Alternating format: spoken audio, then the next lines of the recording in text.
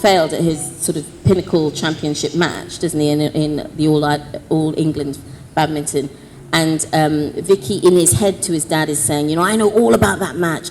I know exactly how you played it. I researched it. I read all the clippings. And his father's saying back to him, you don't know anything about that match. You didn't play it.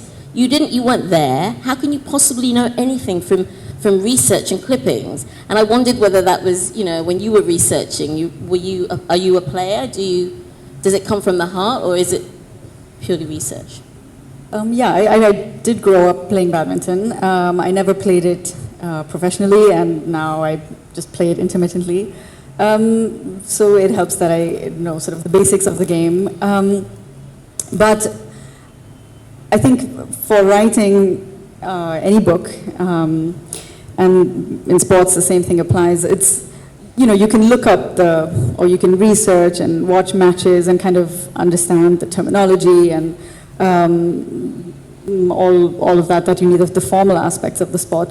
But, you know, ultimately, like Stuart was saying, it's all about the complexity of the character, of the backdrop, of the other things you're trying to say and do with the book. So you can read this book, of course, as the story of a young girl trying to be a badminton champion. And for anyone who knows badminton will probably enjoy that.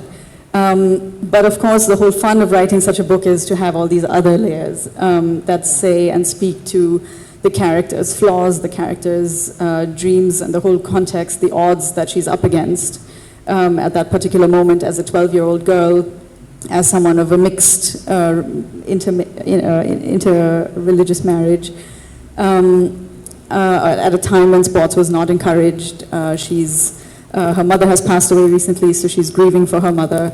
And then there's a lot of gender issues, of course, with the coach and all these these nuances that happen when a man is coaching a young girl who is not related to that girl, and his whole ambitions. The backdrop is actually quite interesting because that is actually historically true. That father character, Vicky, her coach's father, is based on the true story of a badminton player who was invited in 1947, in March 1947, to compete in the All England Championship, which was at the time the most prestigious tournament. It was considered the World Championships of Badminton, and it was the first year they invited non-European players to compete, and these two boys from Lahore went, and this was in March 47 when it wasn't yet clear whether or not partition would happen. I mean, think about it, August was partition, in March it was not yet clear whether it would happen. So these two boys went from Lahore, and while they were there, one of them made it to the finals, and while they were there, Lahore went up in flames, essentially, and I won't say what happened, but ultimately it was a very tragic story of his family. And so all of these things, it helped that I have this personal connection. I think when you write, I think often, for me at least, when I write something new, the first inspiration comes from some kind of an emotional connect. So I feel that emotional connect to badminton. It's linked to my own childhood memories. It's linked to,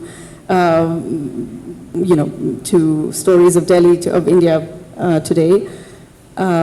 But I suppose you don't have to be, I know you don't have to be a professional player, or I don't actually watch the matches, or I don't really keep up with the sport in that way. Right. I would like to. I, just like Shehana, kind of in my head have this image of myself as a very sporty person, but I'm really not. But you're...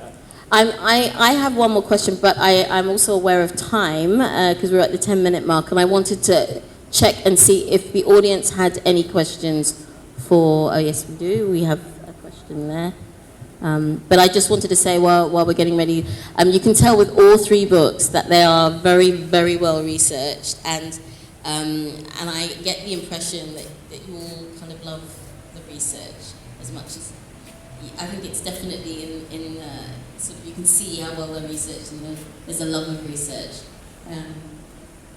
I always feel like I should write this other little book about researching this book and about sort of a micro-history of badminton in India.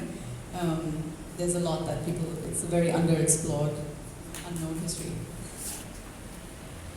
And I'm glad that they replicated the feeling of a locker room in here. You know, I know, especially for this session, so you get. Very well curated. Very Of course, it smells a lot better than most. Smells a little better than a lot. I've been in, but yeah. Yes. Hi.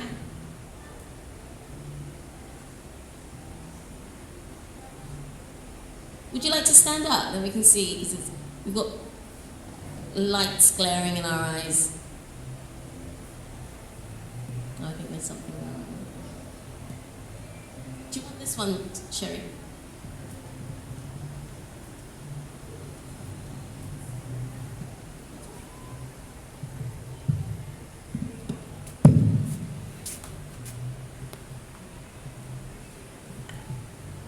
Yeah, this question is for Shehan.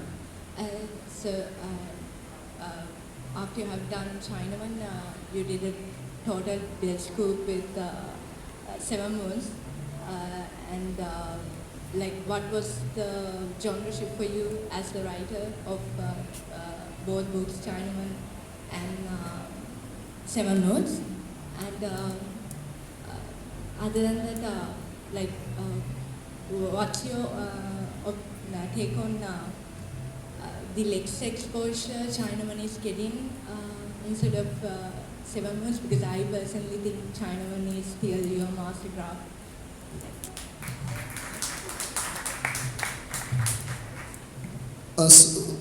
Did I understand that the journey between Chinaman to 7 Moons, was it? Yeah, I mean, both books were as difficult to write, and but I mean, that was the first book, and I guess you have to open doors and have some luck. So, you know, maybe its time will come. I mean, I certainly had a bump since 7 Moons. But I think the journey was that I got sick of being on sports panels. That's the true answer. For like 4 years afterwards, I was just taken on sports. Every sport article, every time Sri Lanka loses, can we come to you for a comment? Can you explain this stuff? And then, I was on a panel with Ganguly and in Calcutta, in the belly of the beast. And no one was looking at me. Obviously, it was all Ganguly, and he kept referring to me as my little friend from Sri Lanka, like Tony Gregg used to, the little Sri Lankans. And it was just awkward. They'd ask me questions about match fixing and about the relationship between Sangha and Mahela, and it just got awkward. And I just thought I want to get out of sports writing. What can I do that completely has no sports in it? And that was the Ghost Story. Though there is a badminton game in 7 Moons. I was trying to rack my brain, and Mali's not very good at badminton either. He's good at trash talking. So that's what I find. Like, we play a lot of badminton, a lot of middle-aged badminton. As soon as we get our cholesterol reports, we all go to play badminton. And the trash talking is world class. Even 40, 50-year-old men, the sledging is world class. The play not so much. But yeah. That was really, it was a reaction, and then I went down the rabbit hole of Mali and ghosts and all of that. But that was really the motivation. Though I still now I'm back to enjoying sports because I'm not treated as an expert on it. Saskia, this is regarding badminton. Were you influenced by Saina Nehwal or Sindhu, which were the female and who are the most popular badminton players in India? Was an influence?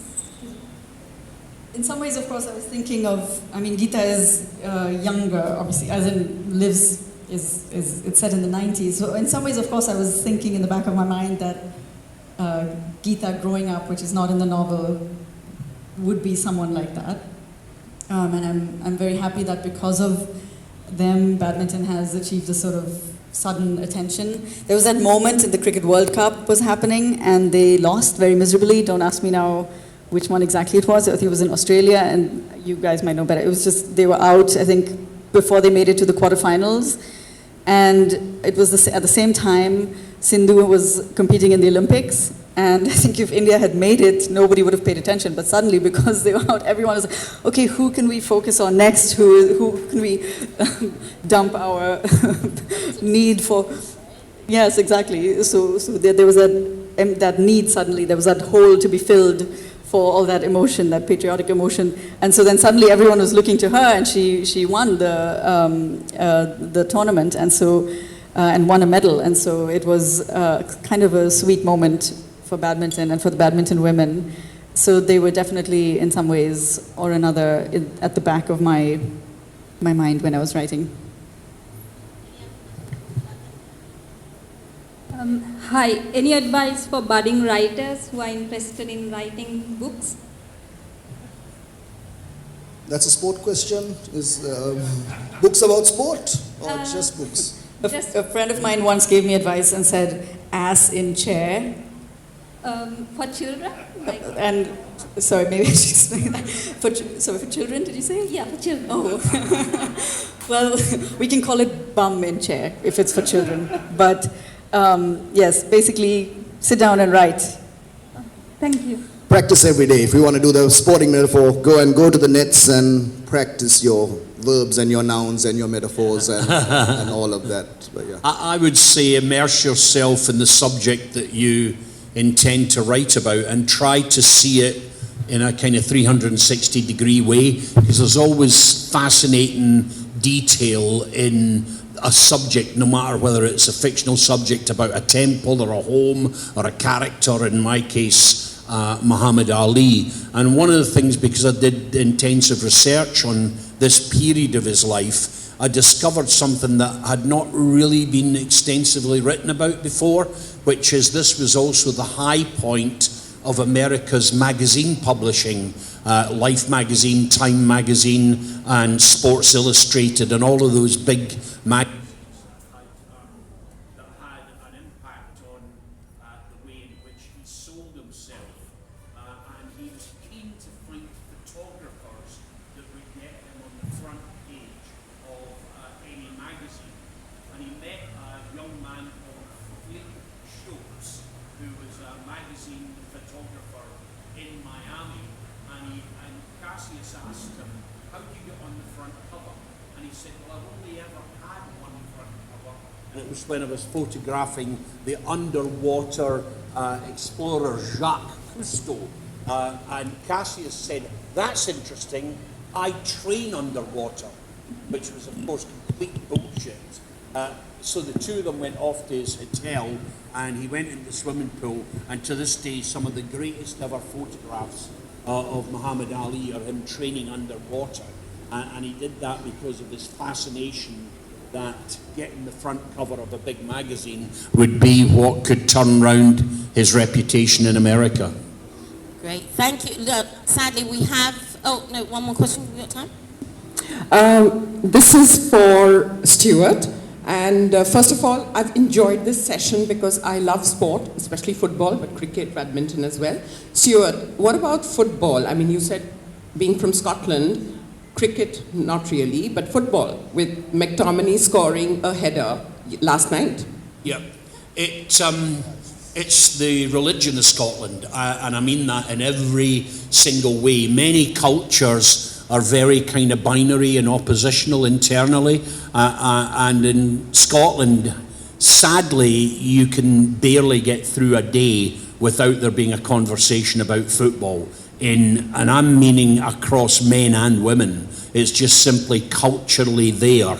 And you have to take a position, and I know that I support a very small team in Scotland, and it's a team that allows me to avoid the big sectarian arguments about Rangers and Celtic, who are the Protestant and Catholic teams historically, so I can keep out of that one and laugh at them and laugh at their kind of contradictions. But it's very, very, very difficult to live in Scotland without having some interest in football. So is there something coming from you? No, I will avoid it like the fucking plague. And on that note, I'm afraid we're gonna wrap up here. Thank you so much to our authors, Shehan, Stuart and Saskia. Please give them a round of applause. And